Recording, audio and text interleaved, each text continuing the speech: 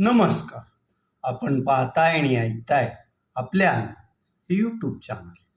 मी गणेश तुकाराम शिंदे आपणा सर्वांचं आपल्या या यूट्यूब चॅनलवर स्वागत करत आहे. काल महाराष्ट्र प्रदेश काँग्रेस कमिटीनं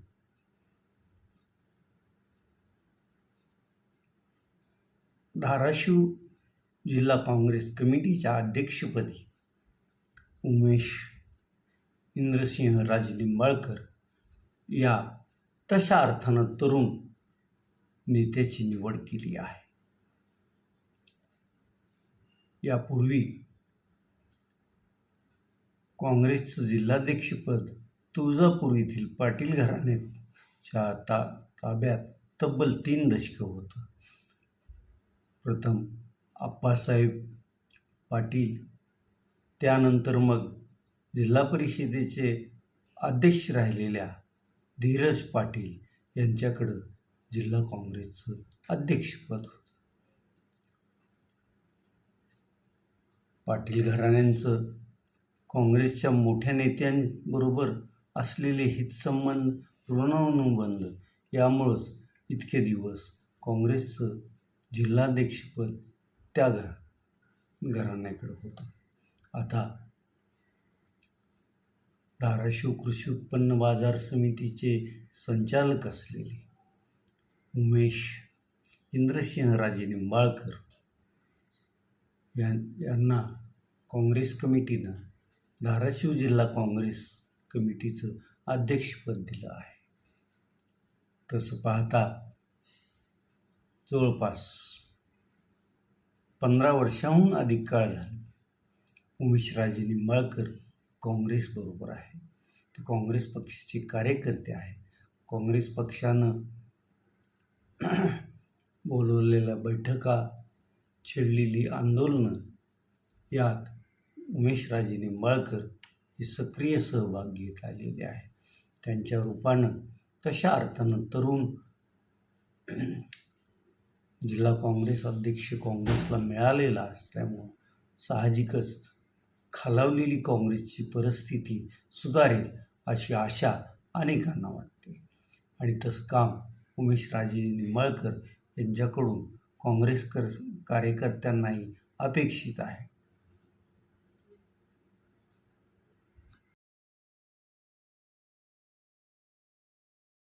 तसं पाहिलं तर उमेश इंद्रसिंह राजे लिंबाळकर हे वयाच्या 18 ते 20 वर्षाच्या वयाच्या दरम्यान राजकारणात सक्रिय झालेले होते. त्यांनी बराच काळ पवनराजे मित्रमंडळाचं काम केलं. पवनराजे यांनी शेतकऱ्यांसाठी,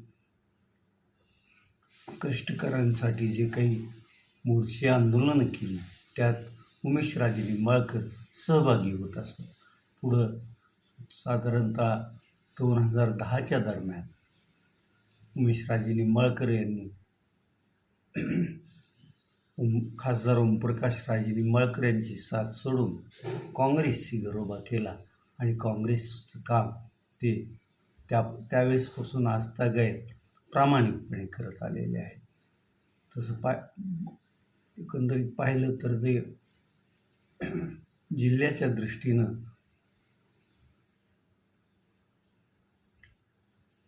पवनराजे पॉलिटिकल स्कूल म्हणून ओळखलं जाणारं पवनराजे मित्रमंडळ आणि पवनराजे यांचं त्यावेळेचं काम, यातून काम करणारी अनेक मंडळी इतरत्र जाऊन त्यांनी पुढं त्यांचं काम उंचावत नेलं आहे. त्यात वाघोलीचे ओमप्रकाश मगर असतील, जे धाराशिव पंचायत समितीचे अध्यक्ष झाले होते.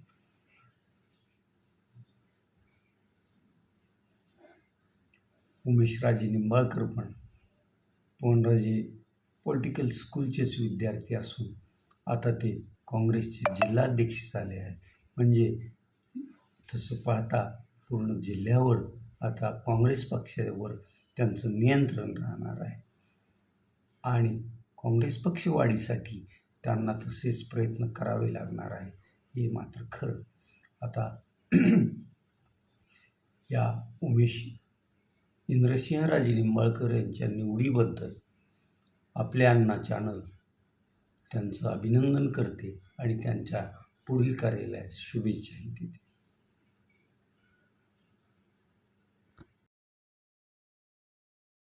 काल देशात ऑनलाईन औषध विक्रीवर शासनानं बंदी घालावी म्हणून देशभरातील जवळपास 13 लाख औषधी दुकाने बंद होती.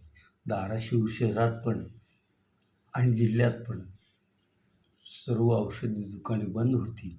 मात्र काही ठिकाणी अपवाद म्हणून केमिस्ट आणि ड्रगिस्ट असोसिएशननं काही दुकानांना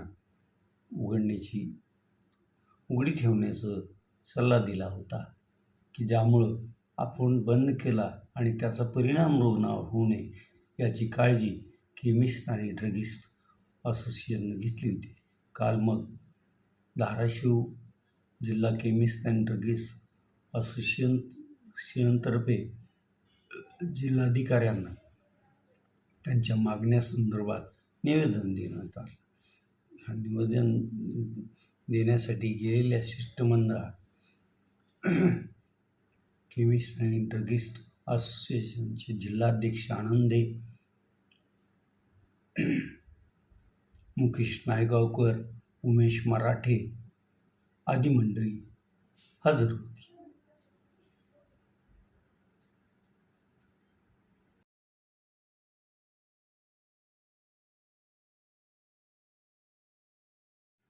टाटा IPL 2026च्या T20 क्रिकेट स्पर्धेत आता अगदी वेगळ्या वळणावर स्पर्धा आली आहे. तसं पाहिलं तर 16 गुण मिळवणारे 2 संघ आहेत, त्याचबरोबर 15 गुण मिळवणारा एक संघ आहे आणि त्या खालोखाल 13 गुण मिळवणाऱ्या संघात आता काल मुंबईला हरवून स्पर्धेत आलेला कोलकाता नाईट रायडर्स हा पण संघ आहे.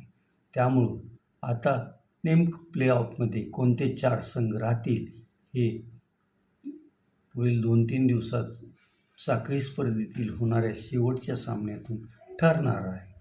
काल संध्याकाळी 7:30 वाजता कोलकाता नाईट रायडर्स आणि मुंबई इंडियन्स या 2 संघात सामना झाला. मुंबई इंडियन्सनं कोलकाताच्या स्टेडियमवर प्रथम फलंदाजी करताना 20 षटकात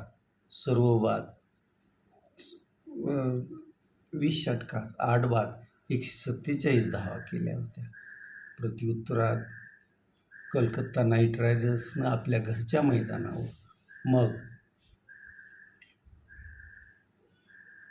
1 षटक बाकी ठेवून 6 बाद 148 धावा करत हा सामना जिंकला. काल कोलकात्याकडून पावेलनं 40 आणि पांड्येनं 45 धावा केल्यामुळं त्यांना 148 ही धावसंख्या गाठता आली होती. तर मुंबईच्या डावात काल बॉशनं सर्वाधिक 32 धावा केल्या होत्या. तर बॉशला संघाचा कप्तान हार्दिक पांड्यानं 25 धावा करत साथ दिली होती. आज संध्याकाळी 7:30 वाजता गुजरात टायटन्स विरुद्ध चेन्नई सुपर किंग असा 2 दिग्गज संघात सामना होईल. हा सामना दोन्ही संघ आपणच जिंकू या आयुर्भावात खेळतील आणि प्रत्यक्ष निकाल हा संध्याकाळी 11:30च्या दरम्यान लागेल. त्यावर मग गुंतालिकेचं गणित पण ठरणार आहे. या IPL स्पर्धेत 19 वर्षाखालील भारतीय क्रिकेट संघातून खेळलेला अवघ्या 15 वर्षाचा वैभव सूर्यवंशी याची कामगिरी उल्लेखनीय अशीच राहिली आहे.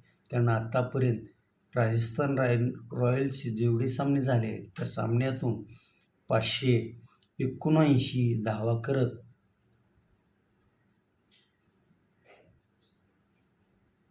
ऑरेंज कॅपचा तो मानकरी ठरला आहे आणि आता पुढील 1-2 सामने तो खेळेल आणि त्यातून तो या स्पर्धेत सर्वाधिक धावा करणारा फलंदाज ठरेल असंच वाटते. अनेक दिग्गज असे फलंदाज IPLच्या स्पर्धेत अनेक विविध संघातून खेळत आहेत आणि त्या सर्वांवर या लहानग्या अशा 15 वर्षाच्या वैभव सूर्यवंशीनं सर्वांना मागं टाकत आपली छाप या स्पर्धेवर उमटवली आहे हे मात्र नक्की. आता आपण इथंच थांबूया.